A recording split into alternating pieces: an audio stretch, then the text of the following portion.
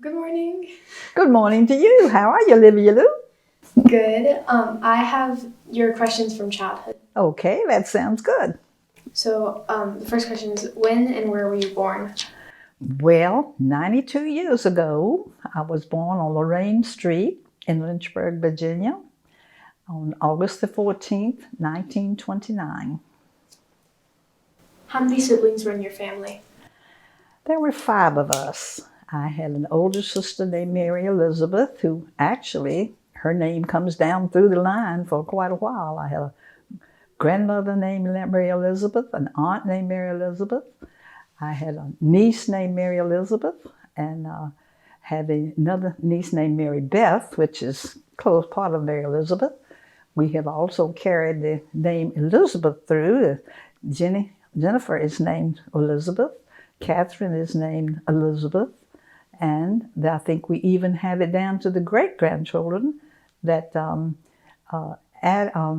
Allison has Elizabeth in her name. So, and along with that, and then my second sibling was a boy. That was my brother, John Richard Jr., who we called Dick. And then I had a sister named Peggy Ann. And then I had another younger sister named Shirley Marie. So that's what they all were together with me. Tell me a little about your brothers and sisters. Well, can't say a lot about it. We had a lot of fun together with a lot of us. We got along very well, like most kids. We did a lot of arguing, of course. We did a lot of playing. There was about 3 years between all of us. My older sister had to do a lot of the babysitting in the family, of course, because she got caught with that being older. She didn't care for that a lot, and therefore we had a lot of things that went on there. She always wanted to be with her 15 and 16-year-old girlfriends, and she had me at about 12 to take care of, and she didn't like that at all. I would follow her around, of course. At one time, I was up in their room when she was visiting with her friend, who happened to be Winifred White, who belonged to our church afterwards, and I got her to know her in later years too. She and Winifred were talking, and of course I came into the room. Well, that didn't go over well with my sister, so she insisted I leave and slammed the door with me going out and caught my finger in the door and cut it so with the side of the door. Fortunately, my uncle, who happened to be with Appalachian Power, also always was by the house, and he had a first aid kit with him, so he stopped the bleeding and everything was fine. But she got the brunt of a lot of keeping us kids, and I understood in later years. I thought she was very mean, but I understood in later years where it came from. My brother and I were, of course, next in line, so not having a girl in front of me, that was a little difference with closeness, but we were fairly close over the years, and as a whole, we kind of played different things together. We're constantly together, so that was kind of what went on with them most of the time as youngsters. What was your first childhood memory? Good gracious, I don't know. I think sometimes you don't know whether it's your memory or whether it being recited to you, you've taken it as your memory. I do remember living on Old Forest Road in a house and going down to the lady next door. And I was about 3, and my mother didn't know where I was, and she was quite upset. And then when I came back, the story is told that I didn't know why you met upset. I was just down to Miss Walker's, so I was not upset, but she was. So that's one of the early memories, as well as just general memories, a little bit older than the earliest one. So, What was life like as a child? Did you have electricity or TV or radio? we always had electricity. We always had that. You had running water, but it was cold water. You didn't have one of the first places we did not have a bath in the house. We had to go outside for the bath. We didn't have hot water in the house at all. So it was running water for you had to heat up on the stove if you washed dishes and that sort of thing, or clothes or whatever. We had, in later years, we had coal heat, and then we had oil heat, and then finally we had, of course, in later ones, we had the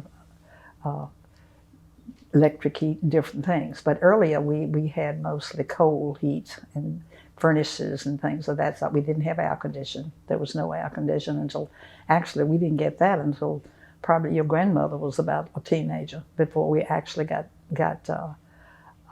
any air conditioning in the house at all. So it hasn't been so long ago as far as we're concerned. I'm sure that in your grandmother's time, Jones, you'd think it was a long while ago, but it has not been so long that we did that.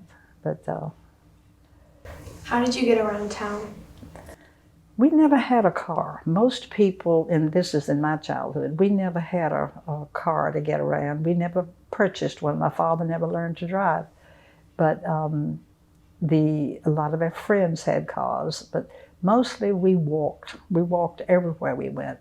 When I was a youngster, my brother and I used to go visit my grandmother, which was probably 2 or 3 miles from the house, and Mother never thought twice about letting us walk over there. It was safe. You didn't worry about it. So we walked everywhere we went. We walked as youngsters even. In the afternoons, we walked to, from church, we would get together, my girlfriends and I, and we walked from Rivermont Church on Rivermont Avenue out to Oakwood Country Club almost every Sunday. So everywhere we went, mostly we walked. And the bus rides when we were a little older. But When and why did you get eyeglasses?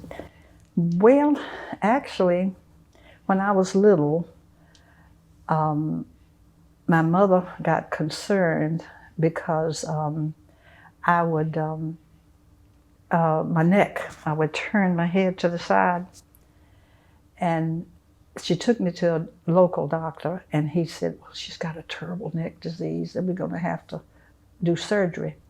So her sister lived in Richmond, and she said, why don't you bring her here to Richmond and let somebody else also give an opinion? So she did.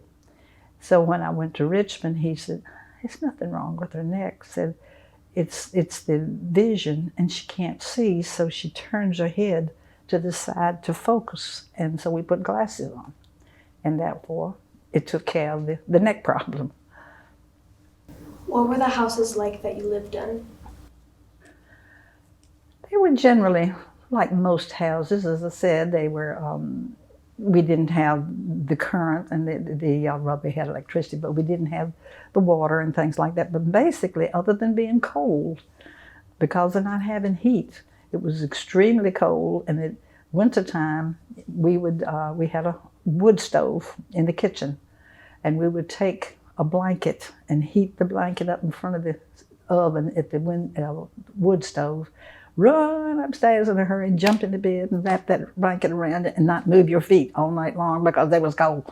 So we didn't have the heat, but otherwise the houses were pretty much the same. So you grew up in Lynchburg. What was the city like back then?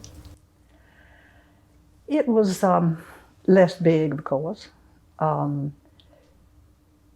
People went downtown for everything instead of malls and things like that. So now they don't, of course, even go to the malls much. But everything centered around town. If you wanted to go shopping and things like that, so you would go on Main Street at that time, and it would be full of people walking, going places, and you knew almost everybody that you would go by. You would know them. So it was a smaller time, I think, and it was a calmer time, I think, and it was a safer feeling time, I think, as part as anything else. As a child, what did you do for fun? Did you go on vacations? Didn't take many actual vacations as such, but we did every summer.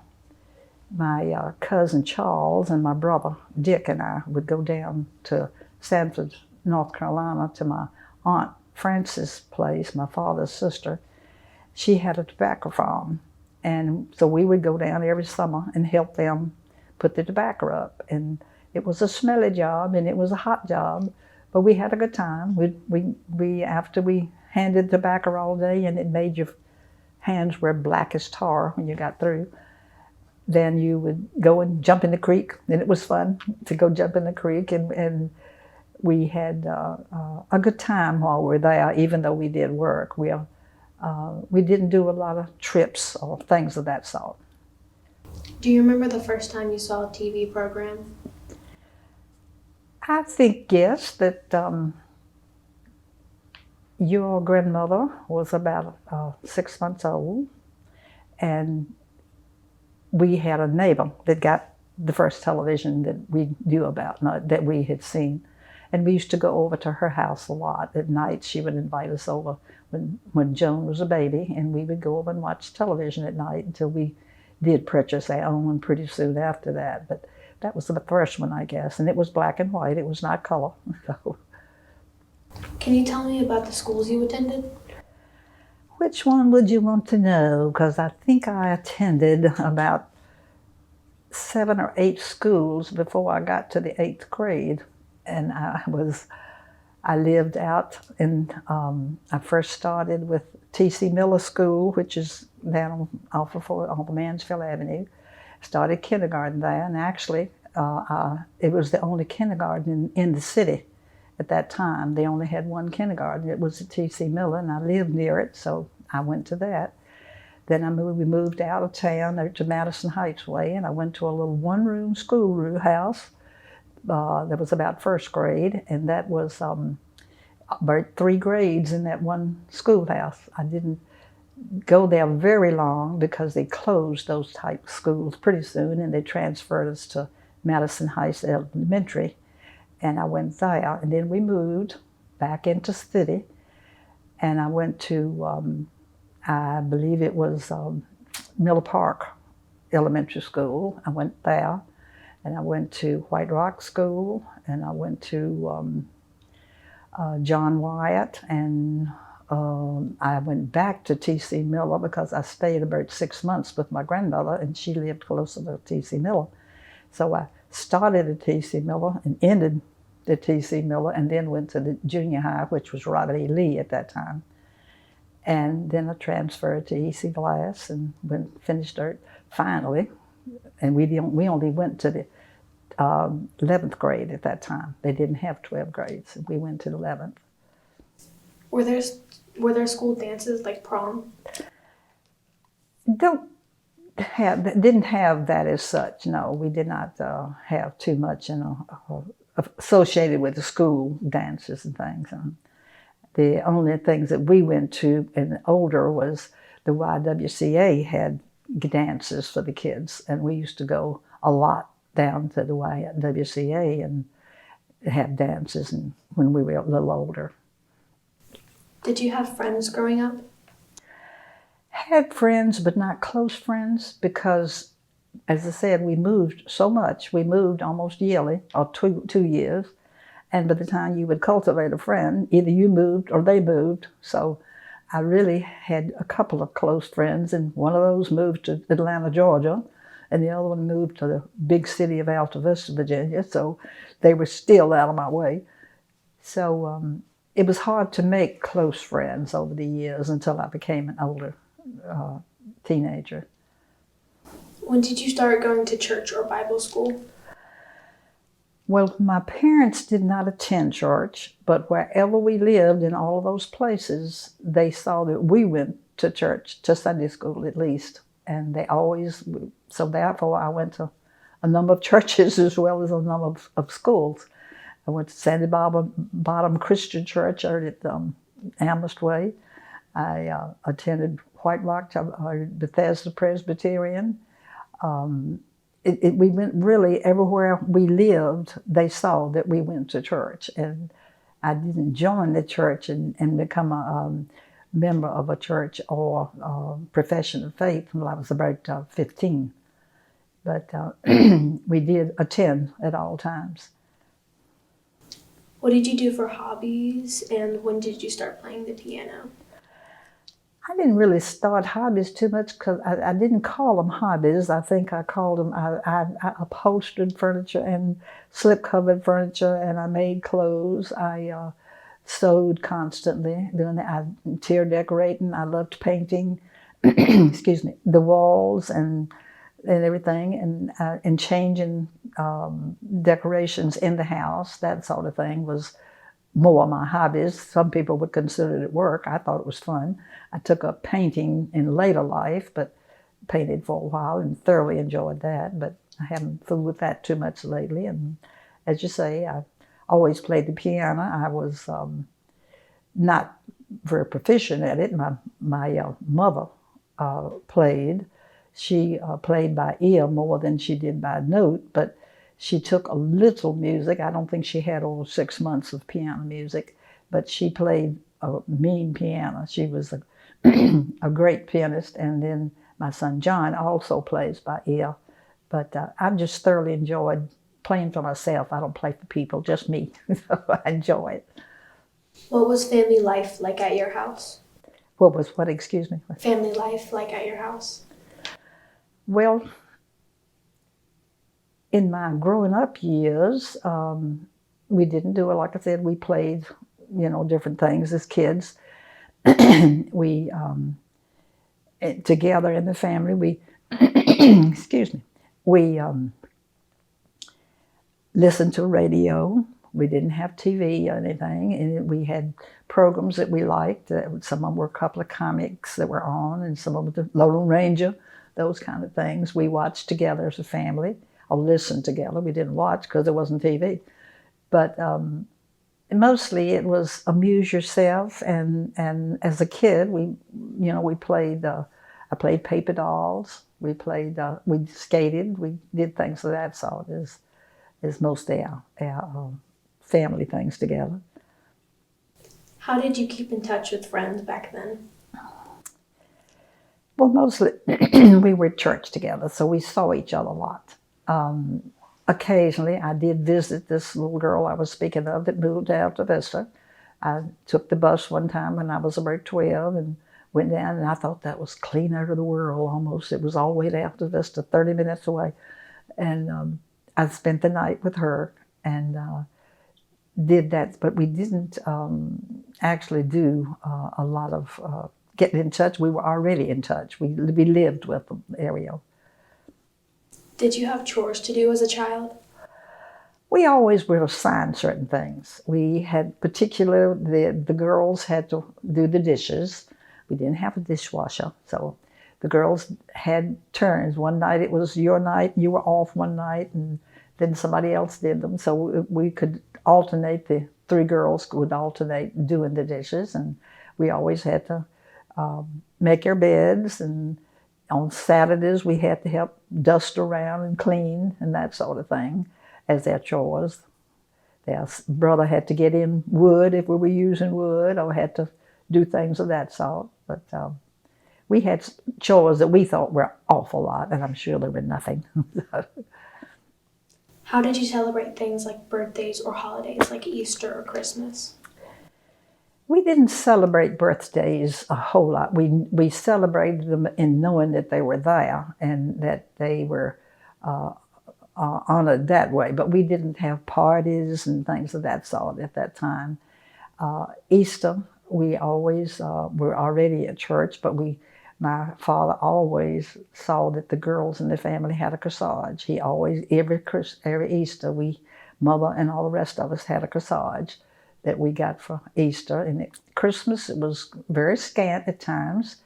There, in my real younger years, during the Depression times, we even went to the Salvation Army one year and picked our toys because we didn't have enough money to buy toys, and we were along with the average person that lived in Lynchburg at that time.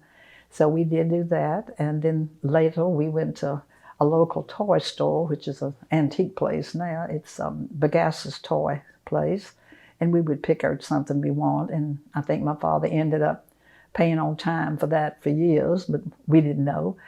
Christmas morning, we didn't have, we had one or two gifts. We had a doll, probably if we were younger, a pair of skates or something of that sort.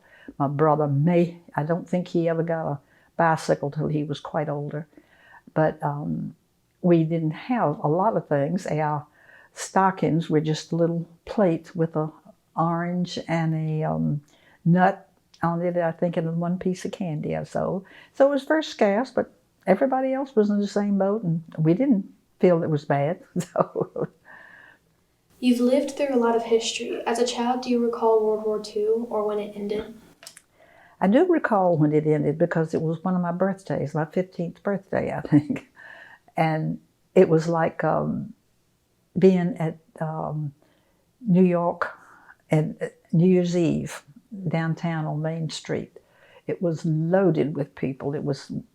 Everybody was on top of each other, happy as they could be, singing, carrying on. Everybody was thrilled to death that the war was over. So I do remember that part of it very much. I was young enough doing most of it that I knew it was there, but I was not affected me. It affected my sister, older sister more because she was of age that the guys were gone. My husband's mother, at that time, if you had a child in service, you put stars in your window for each child. We didn't have but one star because my brother, we only had one, but she had 5 stars. She had 5 boys in service at the same time. And at one time, I understand that 2 of the boys passed each other going overseas in the mid-ocean, one on one ship and one on the other. They didn't know until later that they were both on those. But she had some in the Navy and she had some in the Army. My husband was in the Army. He and his twin went all the way through the war years together. They let them do that. At that time, they would not let brothers go in the same unit together because during the war, there were a family of about 5 or 7 brothers that were together, and they were killed, all of them. So they stopped families. They would let twins stay together, but they would not let regular siblings be together. So there were a lot more sacrifices of that sort that I was not aware of during that time. We had rationing. You had to have a coupon if you wanted gas, which we didn't need because we didn't have a car. You had sugar. You had all these various things that it was just part of life at that time. And at my age, I'm sure the adults paid much more attention to it than I did. Did you work somewhere before you got married? Yes, as I said before in another interview, that I did work at a department store and some other places, and then I went to work with Craddock Terry over in the main office building there, and met a lot of friends and all over there too. How did you meet Paul? What did you do for dating, and how did Paul ask you to marry him? Well, that's a big thing, isn't it? It's a big question. Actually, in this Craddock Terry office that I worked in, there were 2 girls that were sisters, and they lived next door to Paul, who had about 4 boys living there, and these were the 2 girls. And they knew them, and they decided, the 2 girls, that he and I needed to go on a blind date together. So they proceeded to set it up, and I finally consented, okay, I'll go. And then there was another girl in the office, and she really didn't even know him. She just was getting in on the deal. And she kept going on, oh, I don't know whether you're going to go or not. I don't know about him. I don't know. She didn't even know him. So anyway, she got me so scared that I almost didn't go. So I did finally consent to go. And we went to the movies and had a good time, and he was fine, and everything went well as far as that was concerned. From then on, we dated for about 6 or 8 months, and then Christmas he gave me a ring, and then we married in May and went on from there. Tell me about your wedding. I had a nice wedding for not having any money. My mother made my wedding gown.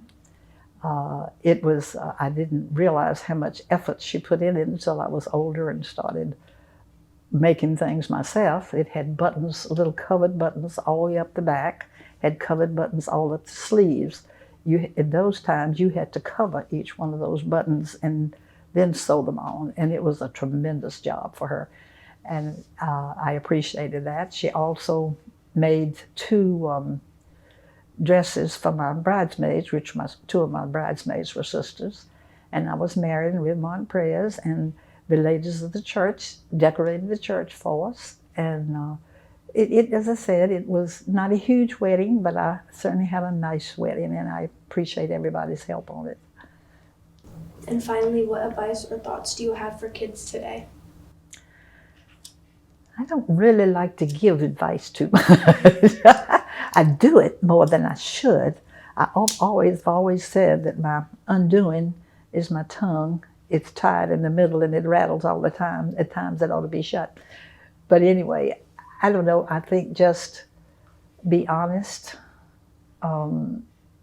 be truthful about everything you do. Watch in today's world. You have to watch so much because there's so many more temptations in ways that parents cannot even control. And I think that you have to be so much on your own and just have a good faith that God's going to be with you, whatever goes on. But think about what you do. I don't know of any particular big advice that I can give.